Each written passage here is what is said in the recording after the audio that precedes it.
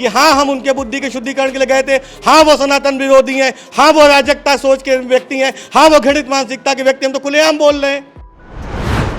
जल का छिड़काव अगर नहीं हुआ तब भी इतना बौखला गए। गंगा जल छिड़क गया होता, हो सकता है आज पूजा पाठ करना स्टार्ट करके मीडिया के सामने हो सकता है हनुमान चालीसा का जो पाठ करने लग जाते। वो कौन हो गए, वो न्यायाधीश बन गए हैं क्या कि वो बताएंगे किसको कहा है? उन्होंने तमाम उन कांवड़ियों को कहा है और उनका टारगेट, वो अपने बयान को घुमा फिरा के जैसे भी बोलते हो, लेकिन जो अराजक फैलाने वाले लोग होंगे वो फिर स्वामी प्रसाद मौर्य के व्यक्तिगत गुंडे होंगे।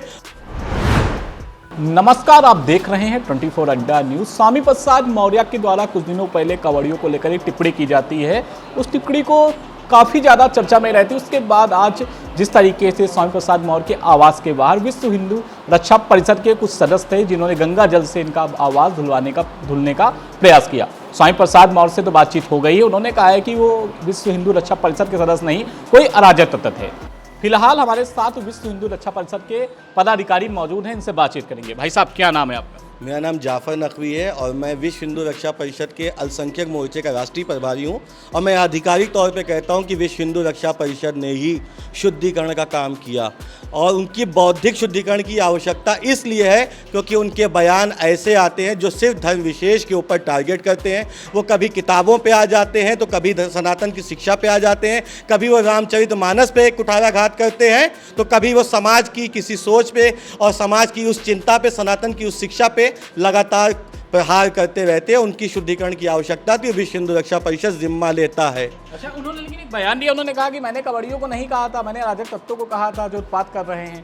वो कौन हो गए, वो न्यायाधीश बन गए हैं क्या कि वो बताएंगे किसको कहा है? उन्होंने तमाम उन कांवड़ियों को कहा है और उनका टारगेट, वो अपने बयान को घुमा फिरा के जैसे भी बोलते हो, लेकिन जो अराजक फैलाने वाले लोग होंगे वो फिर स्वामी प्रसाद मौर्य के व्यक्तिगत गुंडे होंगे जो वहाँ पे अराजकता फैलवाते। क्योंकि कांवड़ एक शोभ यात्रा है जिसमें सिर्फ बड़ा सम्मान के साथ, बड़ी आस्था के साथ लोग जाते हैं, जलाभिषेक कराते हैं। तो अगर वो इस तरह के मानसिकता के व्यक्ति हैं तभी उनको ऐसी चीज़ें दिखी होंगी, क्योंकि जो लोग श्रद्धा के साथ अपने भगवान, अपनी पूजा अर्चना के जो प्रारूप पे काम करते हैं, यकीनन वो लोग वही हैं। तो अराजकता फैलाई किसने? अगर किसी के साथ कुछ गलत हुआ है तो वो न्याय संगत तरीके से, संवैधानिक तरीके से उस पर जो है जो भी न्यायिक कार्रवाई होती है तो होती है। वो कह रहे हैं बैठे हुए थे, लोग आ ही नहीं पाए हमारे पास, बढ़िया नाश्ता पानी कराते, बढ़िया उनका स्वागत करते, बताओ आप लोग जा नहीं पाए।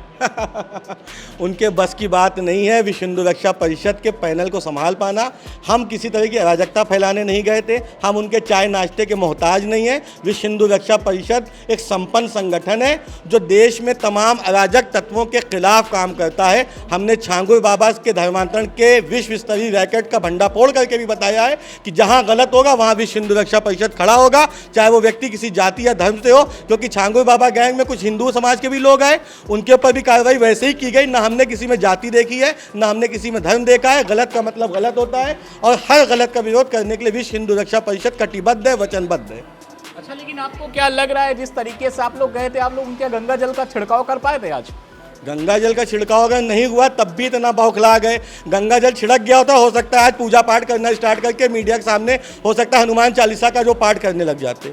अच्छा, वो कह रहे हैं कि भैया ये सब कुछ नहीं है ऐसा। हमने उनसे पूछा गया कि आप लोग भैया आपके यहाँ आए थे, कार्रवाई करेंगे, बोले कार्रवाई वे नहीं करनी है, अराजक तत्व हैं। क्या आप लोग सोच के गए थे? आखिर क्या लग रहा था? कुछ बौद्धिक शुद्धिकरण के लिए गए थे, खुलेआम बोल रहे हैं कि उनकी बुद्धि के शुद्धिकरण के लिए विश्व हिंदू रक्षा परिषद के कार्यकर्ता गए थे।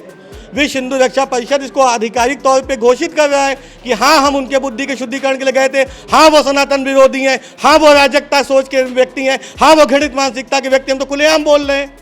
अगर बयानों का सिलसिला नहीं रुकता है, फिर कोई बयान आता है तो आप लोग क्या करेंगे? तो अब अभियोग पंजीकृत होगा, भाई साहब वहां से अपनी बौद्धिक शुद्धिकरण करवाएंगे, फिर जेल में शुद्धिकरण उनका किया जाएगा।